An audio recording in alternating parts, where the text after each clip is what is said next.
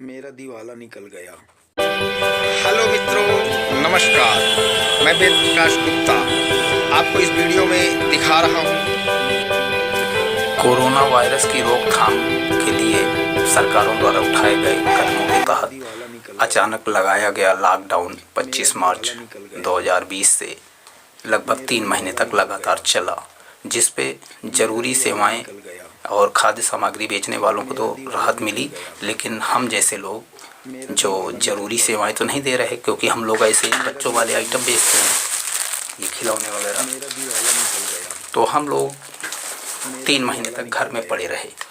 लगभग 3 महीने घर में पड़े रहने के बाद जेब की पूंजी काफ़ी हद तक खर्च कर डाली ये ऐसे आइटम।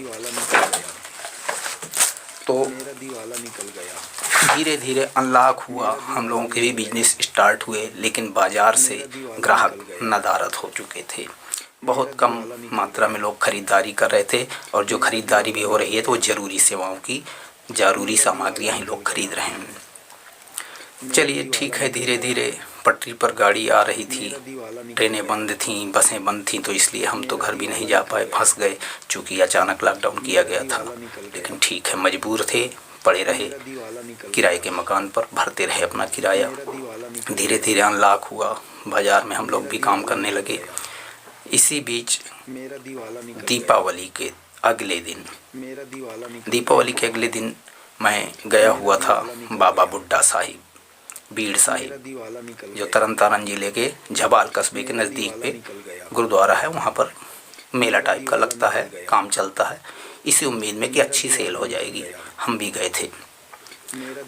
अचानक लगभग 1-1:30 बजे के आसपास इतनी तेज अंधेरी छा गई, कालापन छा गया आसमान में कि कुछ भी दिखना बंद हो गया। मैं अपना सामान बेच रहा था, तरह तरह के सामान थे। और क्या हुआ कि जब बारिश होने लगी तो मैं अपना सामान उठा करके छाए पर गया। जगह चूँकि गेट के पास वहाँ पर बना हुआ है छाया लोगों के बैठने के लिए, यात्रियों के बैठने के लिए, तो मैं भी वहाँ चला गया, अपना सामान लेकर के चला गया। 10 मिनट बारिश होने के बाद फिर मौसम खुला, मैं फिर अपना सामान लेकर के फिर अपने काम करने लगा। मैं रोड को उस पार होता था, झबाल खुर्द के लिए एक तिराहा जाता है, थोड़ी सी सड़क जाती है, उस तिराहे पर पेड़ के नीचे मैं अपना माल बेच रहा था। यूकेलिप्टस का पेड़ लगा हुआ है। हालांकि पहले तो वहाँ पर बहुत पेड़ होते थे, लेकिन सड़क का चौड़ीकरण कार्य हो रहा है लगभग 1 सालों से, तो बहुत से पेड़ काट दिए गए हैं, 1-8 पेड़ ही बचे हैं। तो वो एक ही पेड़ था वहाँ पर, उसके नीचे मैं माल बेच रहा था। 2-3 बार बारिश फिर आई, फिर मैं सामान उठाता, फिर मैं छाए में जाता। इस तरह से मैं बार इधर उधर सामान ढोता रहता और परेशान हो गया। चलिए थोड़ी देर के लिए मौसम खुला, धीरे धीरे सेल भी हो रही थी, कुछ न कुछ पैसे आ रहे थे। लगभग 4 बजे फिर एक बार तेज अंधेरा छा गया। ऐसा अंधेरा जो हमने आज तक 52 साल की उम्र में कभी नहीं देखा कि दिन में इतना अंधेरा हो जाए। बारिश के चलते भी कभी इतना अंधेरा नहीं देखा था, पहली बार देखा। और वही चीज़ 2 बार हो गई एक दिन में। अब की बार जब बारिश तेज होने लगी तो मैंने एक थैला उठाया, ये थैला उठाया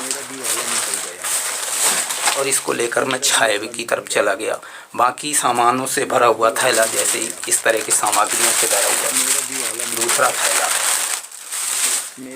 ये आइटम्स वगैरह, दूसरा थैला, गुब्बारे वगैरह, ये सब आइटम भरे हुए।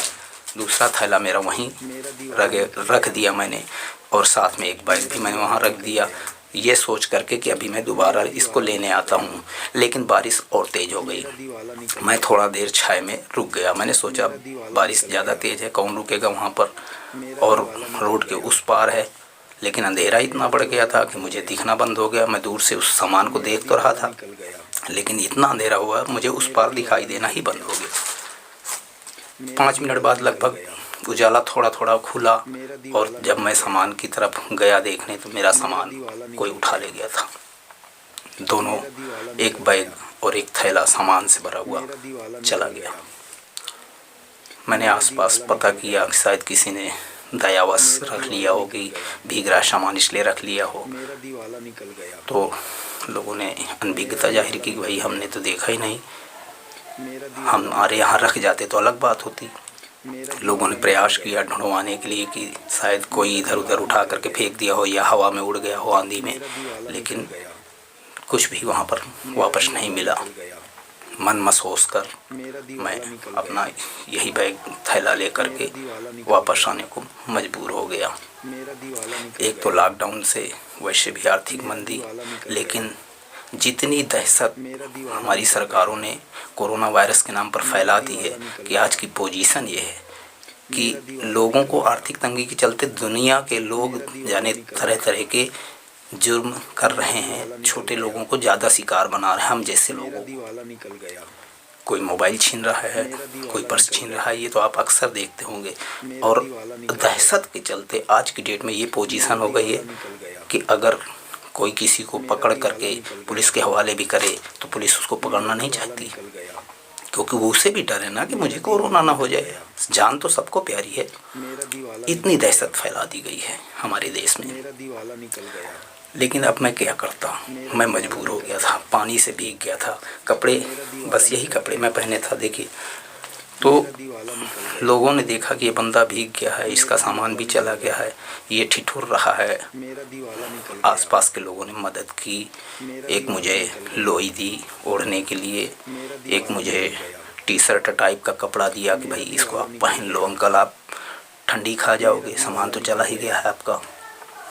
क्या करता, मजबूर हो गया और फिर मैं वापस घर आ गया। हालांकि गलती मेरी भी थी, या तो मैं भीगता रहता उसी सामान के पास तो ठीक था, या तो फिर मैं तीनों सामान किसी तरीके से लादता अपने शरीर पे वापस आता। लेकिन दिमाग मेरा भी नहीं काम किया, विनाश काले विपरीत बुद्धि, मेरा भी दिमाग नहीं काम किया। और मैंने उम्मीद भी नहीं की थी कि ऐसा भी हो सकता है। क्या करूं, ये एक हकीकत घटना है जो मैंने आपको बताई। भगवान उसका भला करे जिसने हमारा माल पार कर दिया और हमें और आर्थिक तंगी की ओर ढकेल दिया। धीरे धीरे संभलेंगे, घर में जो थोड़ा मोड़ा सामान है उसको फिर बेचेंगे, फिर उठेंगे। क्या कहा जाए, लोगों की आजकल नियत कर्म कैसे हो गए हैं कुछ कहने लायक नहीं है। कुछ लोग तो पंजाब में इतने अच्छे हैं जो मदद करते हैं गरीबों की, साल भर लोगों दान पुण्य भी करते हैं। लेकिन कुछ ऐसे लोग भी हैं, चोर उचक्कों की बाढ़ आ गई है लॉकडाउन के बाद तो और ज़्यादा आ गई है। आए दिन आप अखबार में आप पढ़ लीजिए, यहाँ घटना हुई, वहाँ घटना हुई, चोर उचक्के जाने क्या क्या लोगों के सामान छीन ले जाते हैं। चोरी चकारी बहुत ज़्यादा बढ़ गई है। कई बार हम लोग भी शिकार हो गए, बता चुका हूँ मैं पहले भी एक आध बार कि ऐसी ऐसी घटना हुई, लेकिन क्या किया जाए। ठीक है, जो है, जो ईश्वर को मंजूर था हो गया, नुकसान होना था हो गया। हमारी दिवाली में तो हमारा दिवाला ही निकल गया। इतने दिनों से घर बच्चों के पास भी नहीं जा पाया, कुछ खर्च भेजने की उम्मीद से सोचा था मेले ठेले में कुछ काम ज़्यादा चलेगा, इसलिए चला गया था। वहाँ भी अक्सर चला जाता हूँ, कहीं कहीं जहाँ पता लगता है कि यहाँ पर आज काम चलता है वहाँ चला जाता हूँ। क्या करूँ, क्या करूँ बताइए। कुछ कहते नहीं बनता। वाहेगुरु की शरण में पड़ा हूँ, गुरु नगरी में जैसे तैसे दिन काट रहा हूँ। अभी भी यहाँ पंजाब में ट्रेनें बंद हैं, मैं अपने घर भी तो नहीं जा सकता, मजबूर हो गया हूँ। ठीक है, जय हिंद, जय भारत, वंदे मातरम।